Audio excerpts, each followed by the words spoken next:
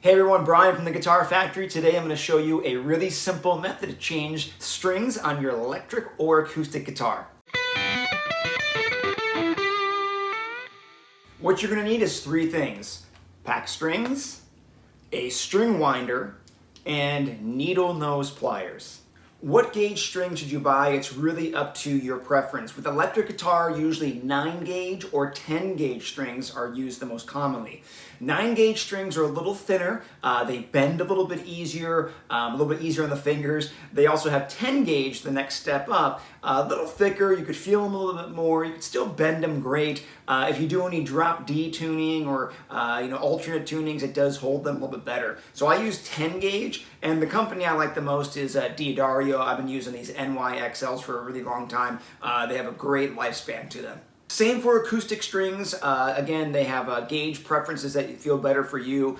With the strings for acoustic, they also have 10 gauge, 11 and 12. They go a little thicker because less bending and lead type of things happen on acoustic.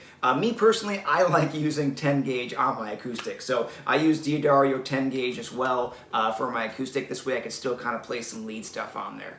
All right, let's get started. So we're gonna take off the old strings and then put the new ones on. The best idea is to just do 2 strings at a time instead of yanking off all 6. When you yank off all 6, that tension on the guitar that's been holding releases very quickly and it could cause some problems. So I tend to change strings just 2 at a time. And what I'm going to use is my string winder, and what I'm going to do is just put it on that peg and begin to loosen the lowest, thickest string first. Just loosening it backwards, and then once that gets loose enough, you can go ahead and yank that right out of there.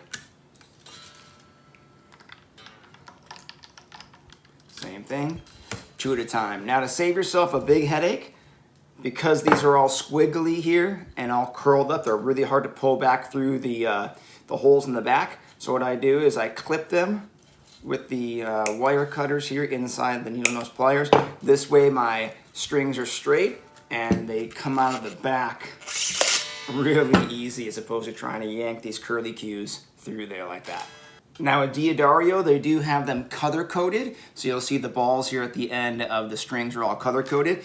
Just so you know the numbers of the string, the thickest string, the low E, is the 6th string. The highest thin one is the 1st. So it says here that the 6th string is your brass color, so you just go in color codes with them. If they don't have color codes in the company you bought, again, you make sure you know the number. The 6th string is the lowest. Okay, putting a brand new string on. We have the holes in the back for this particular Telecaster that you'll just slide that string through, and it comes right through and up through the saddle there. And you do want to make sure it's as tight as possible in there, that's not hanging in slack. You start tightening and that slack gives, it's going to pop right through. So make sure it's nice and tight and snug like that. All right, guys, here's what it's all about, is how to wind it. So what I'm going to do is I'm putting it through the hole in the peg here. Once you put it through, you want to keep about a 2-inch high slack on your string. You don't want it taut and tight, and you don't want it super loose to have tons of windings. So I keep about a 2-inch slack line there. Now here is the key. I go under, keeping that slack there. And as I get under, I do 1 bend over the top, and that's it. Once I get that 1 bend over the top, I begin to tighten the string, and then you'll see the windings start to occur there.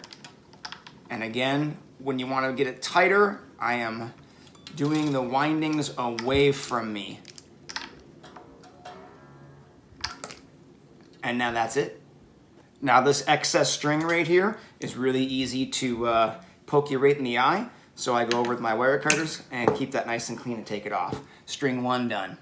Okay, for the acoustic strings, very similar. The top peg and the folding under is going to be exactly the same. One little difference is we're going to talk about how to pop up with these pegs here to hold it in the saddle. Okay, so I still loosen 2 strings at a time. I do it the same way for the acoustic. And once I get that first string popped off, in the back there's a peg holding in the the string. So when you buy these string winders, there's a little notch in there that actually slides right underneath that peg, pulling it right out for you. Once that pulls out, your string comes right out of there and you have your peg.